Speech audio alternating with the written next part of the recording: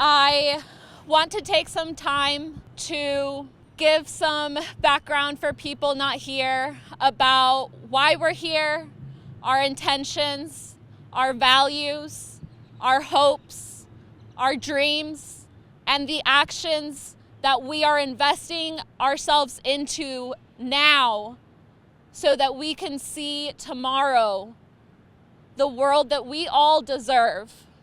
I speak to you guys in downtown Austin, so-called Austin, Texas, land of Karankawa Indians, of many other nations, and I come with a heavy, heavy heart knowing that there are people in so many parts of the world suffering.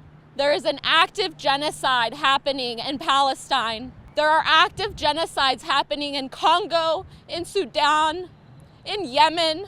Our land is literally on fire. In California, here in Texas, so much of Palestine has burned in the many, many years this war has been going on, because it has not started on October 7th, and it will not end anytime soon if we are not present.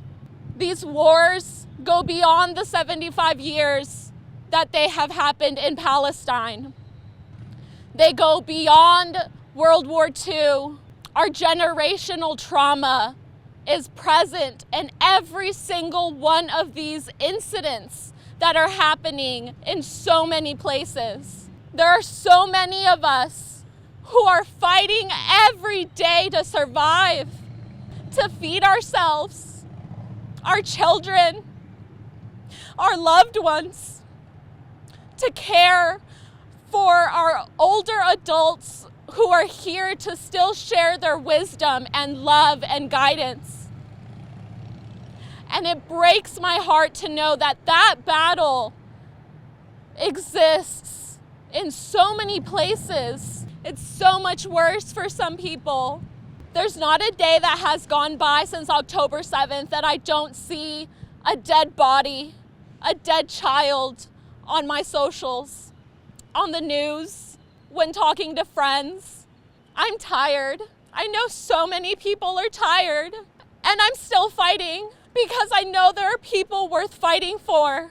I come from decentralized indigenous background, and I am reclaiming my people, my land, which does not come with borders.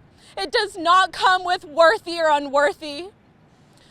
It centers itself around love, loving yourself, your neighbors. Go knock on their doors and ask their names. Help feed each other. Be present, because that's what we need.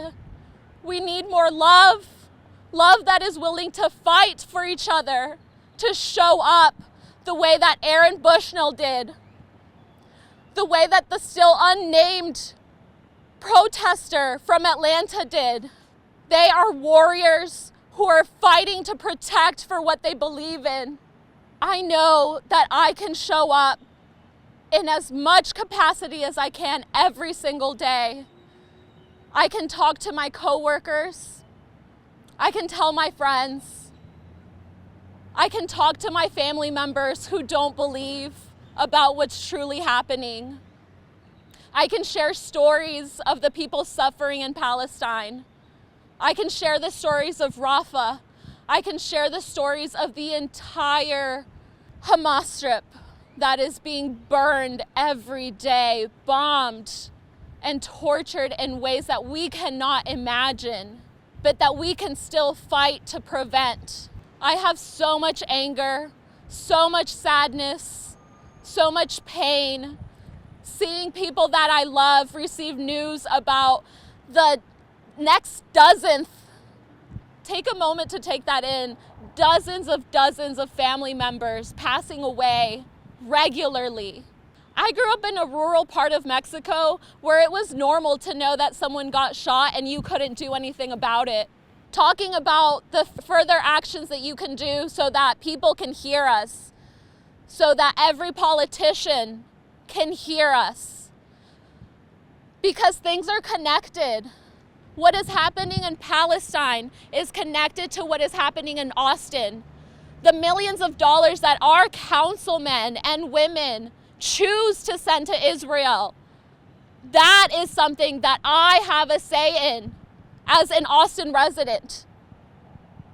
That is something that Governor Abbott, as he is working on the border to bring the life that people in Palestine have been suffering through for decades to happen here, I will not allow.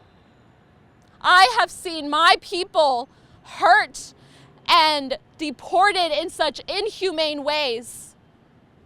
I'm ready for myself to possibly go through that experience.